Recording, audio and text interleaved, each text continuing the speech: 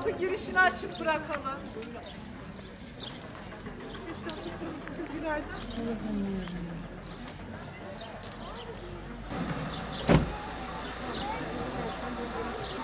Sayın veliler, lütfen bir kenara geçelim.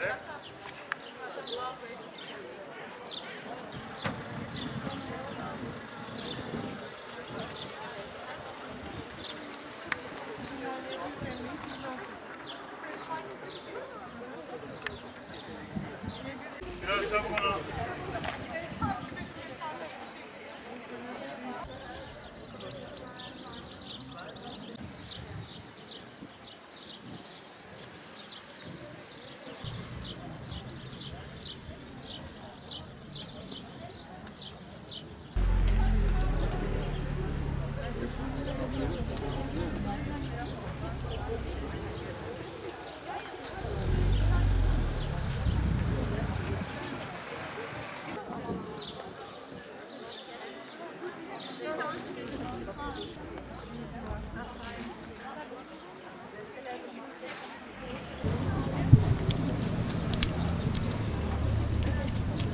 Kur'an okuyorum. Yani biraz daha heyecanlı yenmesi için çok heyecanlıydı. İnşallah emekler boşa gitmez. Aynen sınavını gerçekleştirir inşallah diyoruz. Bütün öğrenci arkadaşlar da inşallah başarıları olsun. İnşallah. Çocuk nasıl çalıştı? Valla pek çalışamadı, okula da gidemedi. Dershane arada gidebildi. Pek yani okulda pek bir şey alamadı. Dershanede de gidemedi. Pek eğitim açısından pek şey gitmedi yani. Kur'an okuyoruz en azından diyoruz. Destekçi olalım da bakalım Allah hayırlısı artık herkes için, öğrenciler için de.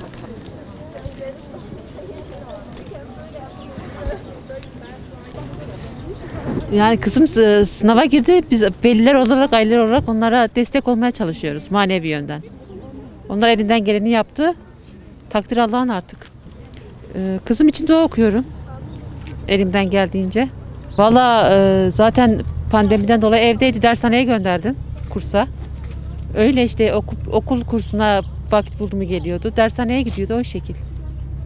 Hedefi ne çocuğun? Hedefimiz sosyal bilimleri istiyor. Orayı istiyor. İnşallah da Rabbim gönlüne göre verir. Ben 7. sınıfın yazından beri biz çalıştırmaya başlamıştık. Son bir haftadır da günde 2 defa denemelere girdi. Yani elinden geldiğince çalıştı. Canlı dersler, okullarımızın desteği, öğretmenlerimizin desteğiyle yeteri kadar hazırlandığını düşünüyorum. Bir heyecan yaşamazsak sınav esnasında inşallah iyi geçecektir. Hedefi neydi çocuğunuzun? Malatya Fen istiyordu. Gidip okulu gezdi. Kampüsü görünce daha bir heyecanlandı. Nasipse olur inşallah. Normalde oğlan mimar olmak istiyor. Ama değişir, liseye kadar belki fikrin değişirse bir şey diyemeyeceğim. Şimdilik mimar olmak istiyor. Dua ediyoruz. Haklarında hayırlısı olsun inşallah. Bütün öğrencilerimizin emekleri boşa gitmez inşallah. Özel eğitim kurumuna gönderdik. Okulun desteğiyle çalıştı. Çocuğum elinden geleni yaptı. İnşallah başarılı olur sınavda da. Hedefi neydi çocuğunuzun?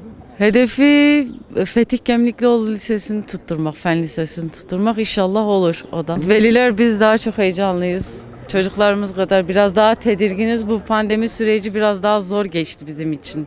Allah bütün öğrencilerimizin zihinlerini açık etsin. İnşallah hepsine yardımcı olsun.